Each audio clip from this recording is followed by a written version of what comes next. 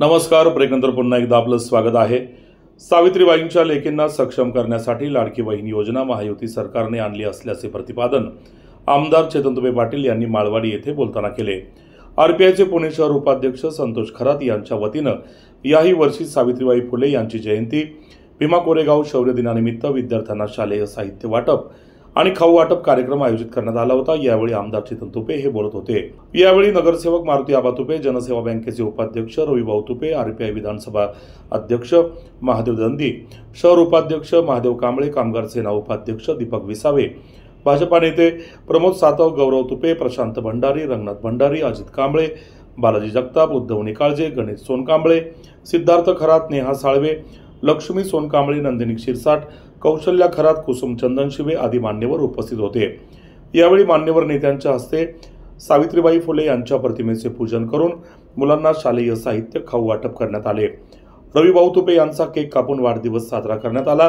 पाहूया या कार्यक्रमाचा हा वृत्तांत। लोकांचे अपमानास्पद वागणूक मिळून सुद्धा अंगावर शेण घेऊन सुद्धा या ठिकाणी सावित्रीबाई फुलेंनी दलितांना या ठिकाणी न्याय देण्यासाठी, त्यांना शिक्षणाची गंगा त्यांच्या दारापर्यंत नेण्यासाठी अहोरात्र काम या ठिकाणी सावित्रीबाई फुलेंनी केलं। मित्रांनो, त्याच्यामुळे आज आपण जे चांगले कपडे घालतो, चांगलं बोलतो, आज महिलांना जे स्वातंत्र्य मिळालं त्याचं सर्व श्रेय सावित्रीबाई फुले यांना जातं। त्याचप्रमाणे भीमा कोरेगावचा जो लढा होता, त्या लढ्यामध्ये 500 शूरवीरांनी त्या ठिकाणी आपलं आत्मबलिदान केलं व माणसाला माणसासारखं जगण्याचा अधिकार त्या लढाईमध्ये खऱ्या अर्थाने दलितांना मिळाला।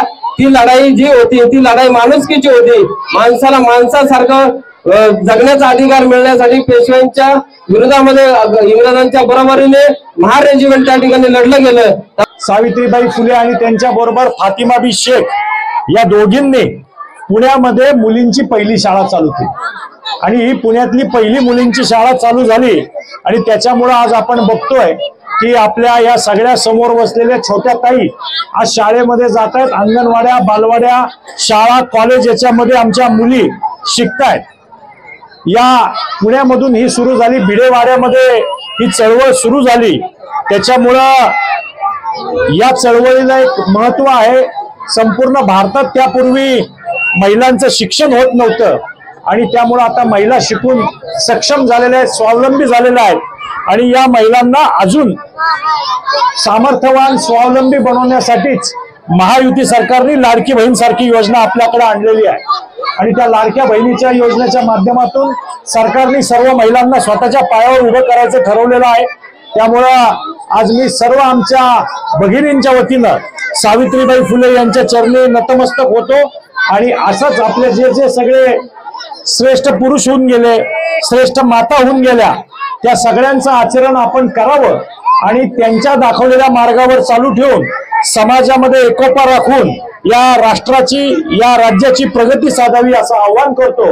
लहान आमच्या बालमित्रांना वाया वाटपाचा कार्यक्रम दरवर्षी अण्णा अशाच प्रकारे या जयंतीचा कार्यक्रम विविध उपक्रमाद्वारे साजरा करत असतात आणि या जनतेला आपण काहीतरी देणं लागत आहोत।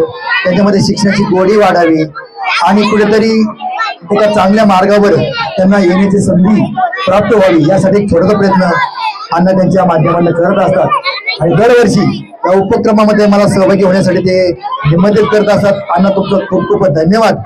असाच उपक्रम आपण आगामी काळामध्येही पुढे अगदी दमदारपणे पुढे घेऊन जावं। आम्ही आपल्या सोबत आहोत आणि या परिसरामध्ये सर्व घरातील मुली, बालके खऱ्या अर्थानं सुशिक्षित कसे होतील, त्यांना खऱ्या अर्थानं ज्ञान कसे मिळेल, शाळेत ते कसे जातील याकडे आपलं लक्ष ठेवा।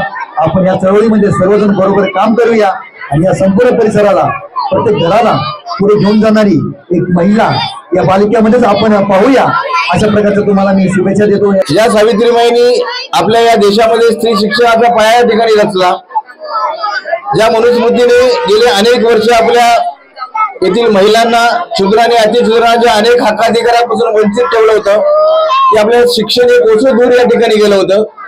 त्यामुळे क्रांतीसूर्य महात्मा ज्योतिराव फुले यांच्या सुविद्य पत्नी सावित्रीबाई फुले यांना आंब्याच्या झाडाखाली पहिलं शिक्षण या ठिकाणी महात्मा फुलेने दिलं आणि या ठिकाणी शिक्षणाचा पहिला पाया रचला। त्याचबरोबर या देशातील महिला शिक्षित झाली पाहिजे, या कुटुंबातील महिला शिक्षित झाली पाहिजे. ज्या घरातील महिला शिक्षित आणि सुशिक्षित असते घर उज्ज्वल झाल्याशिवाय आणि सुशिक्षित झाल्याशिवाय राहत नाही.